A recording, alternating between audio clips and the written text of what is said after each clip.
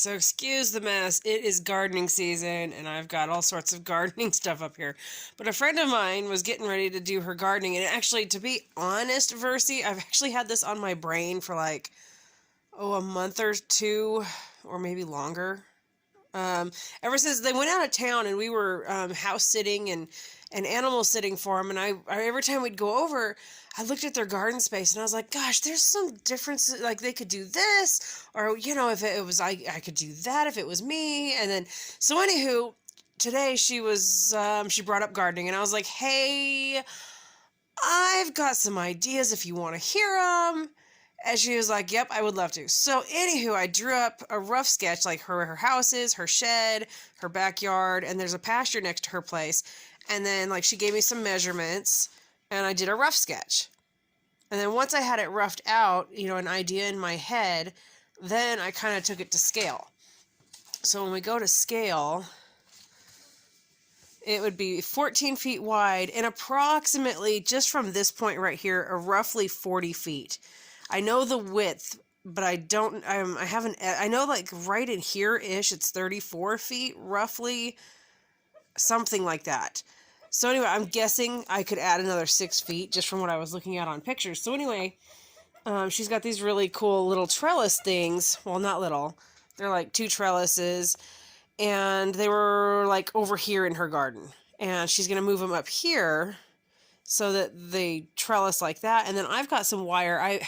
It's hog wire or something like that. I think they call it livestock wire, but it's junky wire if you own animals that stick their heads through it. And I have goats, which means my goats are always going to be sticking their heads through this wire and making issues. So I don't need it. And I'm actually clearing out a whole bunch of it because I'm sick and tired of having it, and I'm changing my fencing. So anywho, that means I've got plenty of fencing to spare. I don't need it. So I'm going to give her, and I've got T-posts. I've got some T-posts. So I'm going to give her some T-posts to create next to her trellises. You could walk through, and then we'll create an arch, an arbor arch, when she's got some ideas to plant, I think it was beans and cucumbers on it. But if we put 2 of those together, it's 64 inches. So she's got 5 feet of walkway there. And then if we take a garden and we put a bed around it, like a foot around the trellis, a foot on the outside, and then there's 4 feet of walking distance in here. If we took a foot roughly on either side, that's still 2 feet, and most people can walk on a 2-foot area, or go 6 inches and you've got 3 feet. And then up here by her shed, if she wanted, I put the option, if she had the room, I have no idea, but I'm just guessing a garden bed could go over there. Now, I know the ideal, they always say go 4 feet, but that's if you can get around to both sides. This is a working pasture that's on this side. That means she may not be able to get over here, and also it's going to give her a little bit of leeway from tractors and big equipment. So that's 3 feet is really easy to reach across. 4 feet, not so much. I have one that I wish I had done 3 feet, just because it's so hard to reach across. Okay, so then up here, I know, so I don't have the exact measurements, but I know they've got a gate in their fence. So somewhere in here is a gate. So, I mean, they could still put a garden bed like in here. But just as a rough, I made it so that it goes around their stuff. I know, like right here, they've got like a chain link type fence, so they could trellis up it. But because this side faces east and this is west, this would be a great one to put a bunch of peppers on. Every 18 inches, put a pepper plant. Or you could even, if you wanted to crowd them, you could go every foot. And then in the back here, there's lots of room between this corner section and all this. That's 14 feet of playroom. Other than you'd have about 18 inches from these pepper plants, and then this would be tomatoes. But anyway, there's plenty of room here. You could grow like zucchini, or the crookneck squash, stuff like that. That bunches, a bush plant. I mean, and there's no reason you couldn't even put them through here. Whatever. So then on this side, this is on west. So this means these ones here are getting all the morning sunlight. And then if she wanted, I've got wire, and she can run wire down this so that she can then secure her tomatoes to the wire. It's what I do with my tomatoes, and it helps them stand up and just stay up off the ground. So anywho, and actually I've got wire. There's a fence back here, a wood fence, but she could, if she wants wire, she could take and wire there as well. And then not only have bush plants, but you could go up. You could have beans or peas. Now let's see, it has a fence, so that means it's gonna get a shadow. So potentially you could grow peas there with maybe no problem. So then we come down this, and roughly, and I'm giving space and room for walking around right here. I could have just said swishy.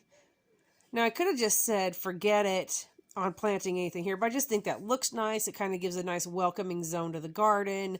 So make it so you can easily walk in here. Now there's no reason you can't come in here maybe and make like a 6-inch deep or wide bed and plant something there. Plant some flowers. So we've got, that's an idea for tomatoes. She's wanting to supply more for her family, grow more. And so right there, that alone, let's see, 2, 4, 6, 8, 10, like 14 tomato plants. And I think this was 11 peppers is what I counted you could do. And then we live where the aphids and grasshoppers and the white caterpillar moth are terrible. So anyway, you go down here in the middle and you've got 3-foot by 4-foot beds. Perfect to walk around and reach into. It's got enough space to walk in between. And that's 12 feet. You've got 12 square feet in each one of those. Like 3 by 4 doesn't sound that big, but when you break this down into a square foot method, instead of just thinking of it as a 3-foot by 4-foot, think about it as 12 square feet you've got to be able to plant in.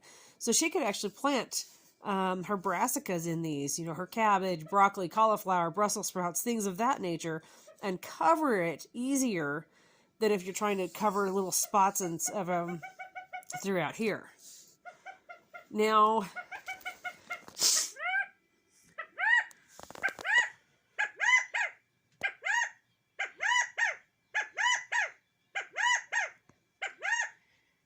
are you done? Can I talk to the people about gardening? Is it okay if I talk? No, it's not okay if I talk. Okay.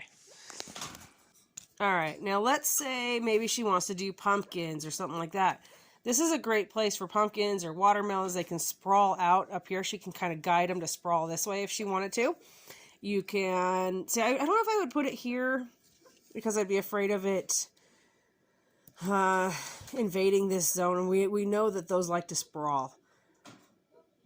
And if I had access behind this, I'd probably let them sprawl up the fence.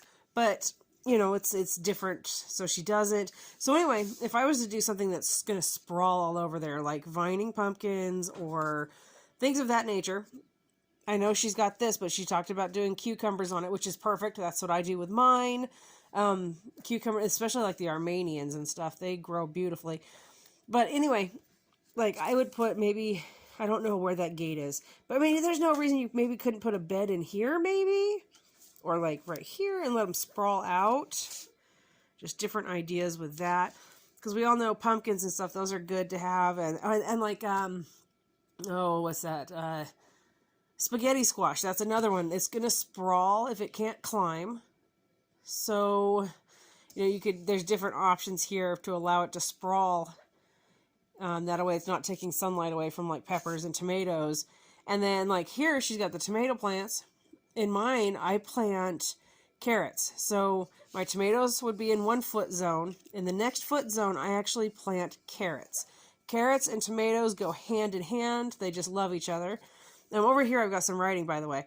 So this big wraparound garden section, just in this, you have 174 square feet of planting room. And then in these 3x4s, there's 5 of them. That's 120 feet of planting room. And then down here at the 3x8, that's 24 feet. I haven't even done the math for what you can grow in here. And then because she's going up, like that, you got that going on. But, so companion planting, and then like put some marigolds every so often. It brings in good pollinators and keeps out certain pests. Like I would stick in here in this front row, I'd also do a couple basil plants here and there. Basil is a great one for bringing in pollinators, and it's wonderful for repelling some of those pests. Like, so basil is actually one of my favorite ones to stick in the garden in various locations. I put it, and it just drives away those nasty bugs. So yeah, there's some options here. She could do bushing cucumbers. There's some really great varieties of bushing cucumbers, especially the pickling variety.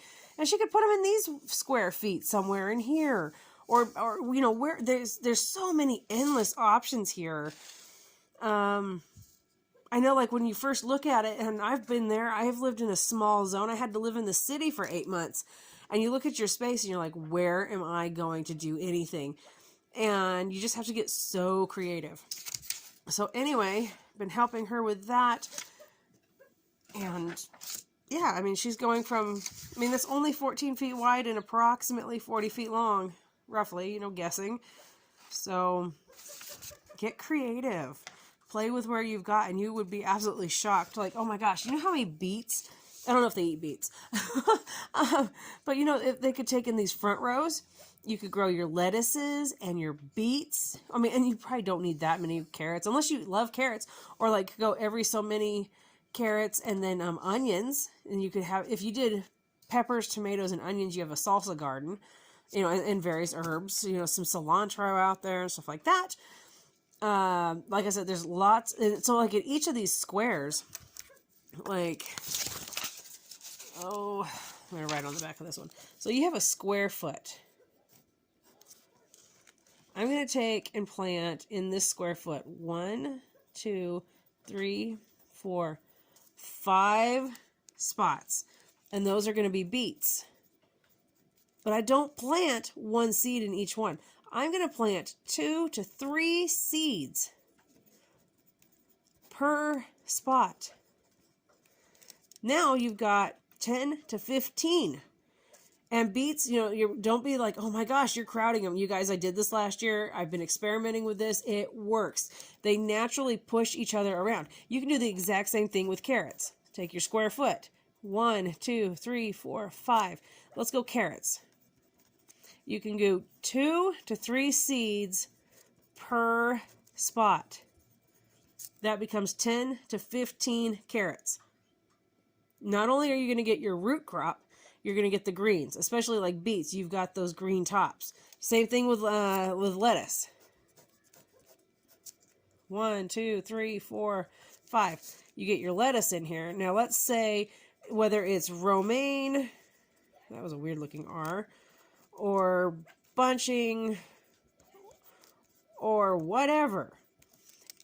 1 seed per spot. And that's only because they love to leaf out. They like to have some room. So there you go. And then like with tomatoes and peppers, I do one per every 1.5 feet. And that just gives them room. They need some room to leaf out. But when you trim your tomato plants and your pepper plants, so that's why I can get away with my carrots. And actually, you guys, check this out. Sometimes, so you've got your square. Actually, we need some markers for this part. Break out some markers.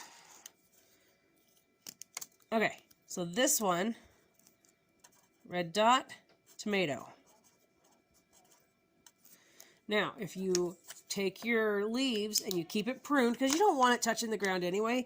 Touching the ground on a tomato plant invites all sorts of issues with fungus and pests. So then you go like this. Why did I grab green? We don't want green.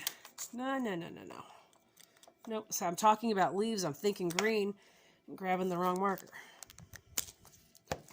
We want orange, because check this out, you guys. Watch this. 1, 2, 3, 4, 5, 6, 7, 8. You know what each one of those is? Carrots. 2 per spot. Now, I've got carrots growing underneath my tomato. My tomato is offering some shade to those carrots. The carrots are fending off certain pests and issues that the tomato can have. And I'm doing, in one spot, I'm growing a tomato that can potentially grow me, let's say minimum 10 pounds, but you can get much more than that off of certain plants. But bare minimum, like we're talking bare minimum, bad year, 10 pounds of tomatoes. And then you've got anywhere between 8 and 16 carrots, hopefully, that are going to be coming up. So there's another option right there. You've got more ways to do it. So, yeah, anyway, just brainstorming with you guys. This is one of my favorite things to talk about is planting gardens. Every single year I get so excited about, okay, how can I plan? What can I do? And this is what I'm doing in mine this year. But anyway, there's just some different ways to look at it. All right, you guys, enjoy.